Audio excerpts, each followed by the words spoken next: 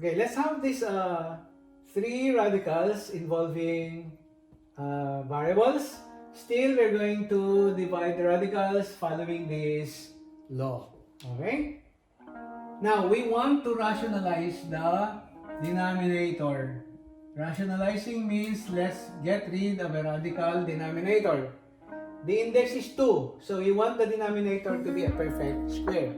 So what will make 3 a perfect square here will be itself. That's the least number.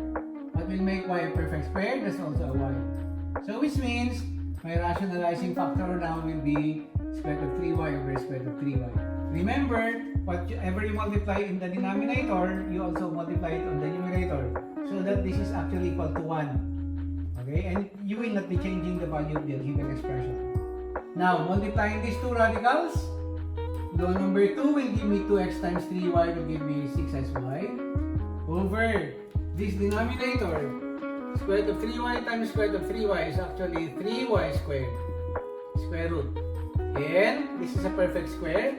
So I can get the square root of this. And I will get here a 3y. And the numerator is 6xy. Okay. What about the next number? Here, instead of simplifying y cubed, which can be simplified now because y cubed contains a y squared factor, we will just have to rationalize the denominator. Okay?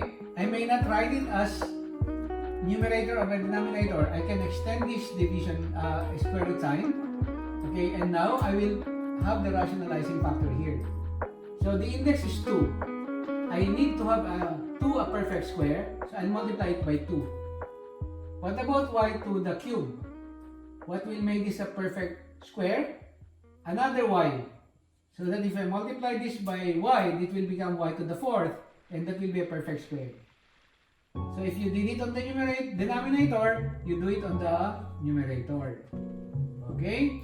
And we have here 3x times 2y. Now remember, do not cancel y and y because you will get back to the original. Okay, 3x times 2y will give me 6xy over 2y cubed times 2y is 4y to the 4th. Now, in here, the denominator is already a perfect square. So, what will be the square root of this? This will be a 2, and then that's a y squared. And the numerator is square root of 6y. Okay, what about this number? I can write this number as cube root of 2, and then I can write 9 as 3 squared times x.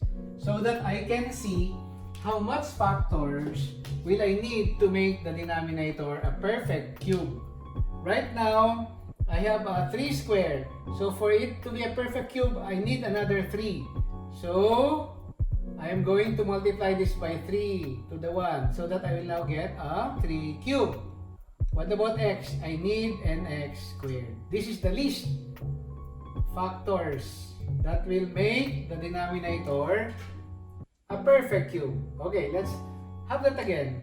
Since this is 3 squared, I need a 3. Since this is only x, I need an x squared. So that my denominator now can be written as what? 3 cubed x cubed. Okay, and then the numerator there is what? 6x squared. Okay, the denominator now is a perfect cube, so the cube root is 3x, and the numerator is what? Cube root of 6x squared.